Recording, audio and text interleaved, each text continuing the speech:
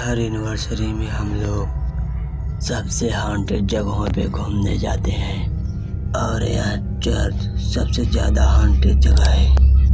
यहाँ पर एक नन की आत्मा रहती है।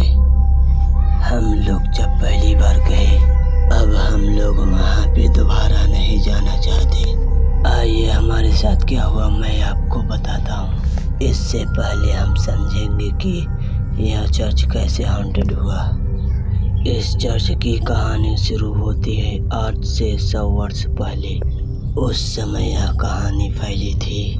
उस चर्च में जो नन रहा करती थी, उस चर्च के आसपास रहने वाले आदमी के प्यार में पड़ गई थी। जल्द ही यह बात पूरे चर्च में फैल गई। उन्होंने उस आदमी को मिलकर सजा दे दी, उसके सर को काटकर। और दूसरी तरफ वहाँ की रहने वाली ननों ने उस नन को जिंदा चर्च की दीवार में दफन कर दिया। तभी से वह चर्च हॉन्टेड बन गया। हम यहाँ पर इस कहानी के बारे में जानने के लिए आए थे, यह जगह हॉन्टेड है या नहीं।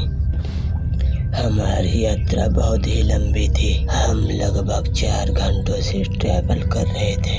तभी हमें छोटा सा घर दिखाई दिया। हम थोड़ा सा रेस्ट लेकर आगे चर्च की तरफ बढ़ गए। आखिरकार हम चर्च में पहुंच गए। मैं दीवार की तरफ देख रहा था, तभी मेरे पीछे से कोई गया। मैंने पीछे मुड़कर देखा, मेरी पत्नी गेट के पास खड़ी थी। उसकी आंखें दीवार की तरफ ही टिकी थी। क्या तुमने कुछ देखा? मैंने पूछा। वह मेरी तरफ देखकर बोली, वह दीवार के पास खड़ी होकर मुझे देख रही है। मैंने उस दीवार की तरफ बहुत ही ध्यान से देखा, लेकिन वहाँ पे कोई भी नहीं था। चलो चलते हैं, मेरी पत्नी ने कहा। फिर हम उस चर्च के फादर से मिले।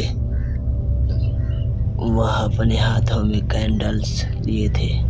उन्होंने हमसे कहा, सूरज डूबने के बाद यह चर्च पूरी तरह से दूसरे स्थान में बदल जाता है। अंधेरा होने ही वाला था। हमने यह फैसला किया कि रात हम यहीं पर बिताएंगे। फादर ने कहा ठीक है। फादर प्रे पूरा करके वह अपने घर जाने से पहले उन्होंने हमसे कहा, तुम लोगों को अगर डर लगे तो तुरंत चर्च के बाहर निकल जाना। मैंने अपना कैमरा चालू किया। सारा सेटअप करने के बाद मैंने घड़ी का समय देखा तो 7:36 हो रहे थे। अब अंधेरा हो गया था और चारों तरफ शांति हो गई थी। तभी मुझे चिल्लाने की आवाज़ सुनाई दी। मैं दौड़ के गया। मैंने देखा कि कुछ दूरी पर मेरी वाइफ खड़ी थी। मैं उसके पास गया। क्या हुआ? तुम क्यों चिल्ला रही हो?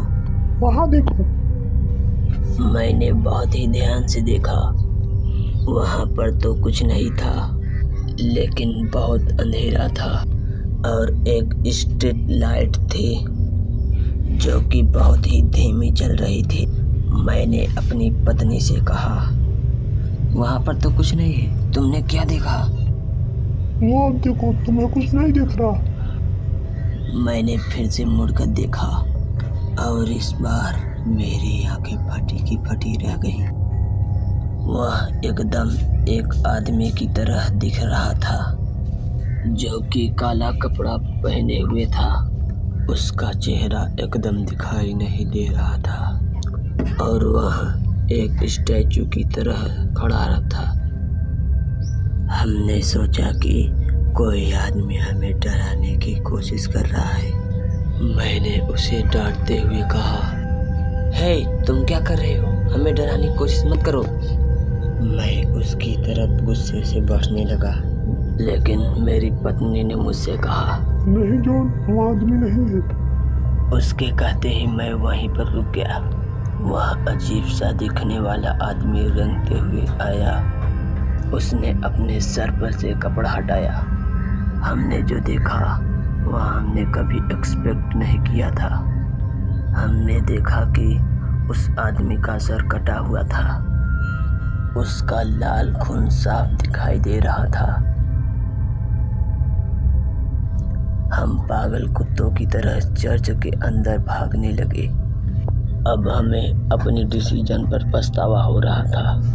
कुछ समय बाद चर्च के अंदर पहुंचकर हमने अंदर से दरवाजा बंद कर लिया।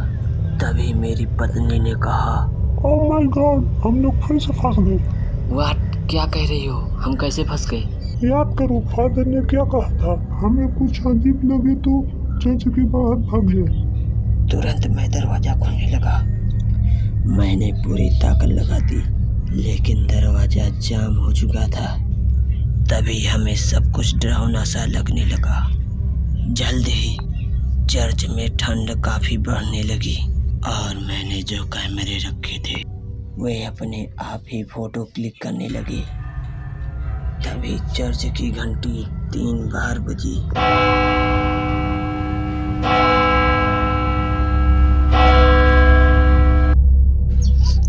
अचानक चर्च के कैंडल्स बुझ गए और किसी औरत की रोने की आवाज सुनाई देने लगी। उसके रोने की आवाज सुनकर हमारे रोंगटे खड़े हो गए। तभी चर्च का दरवाजा तेजी से खुला और फॉग चर्च के बाहर से अंदर आने लगी। मेरी पत्नी ने धीरे से कहा, आ रही है। मैंने देखा कि नंदे वहाँ अपने हाथों में एक क्रॉस पकड़े हुए थी और काला कपड़ा पहने हुई थी। तभी चर्च के सभी कैंडल्स जलने लगे और वह हमारी तरफ घूमी। मैंने इतना भयानक चेहरा अपने जीवन में कभी नहीं देखा था।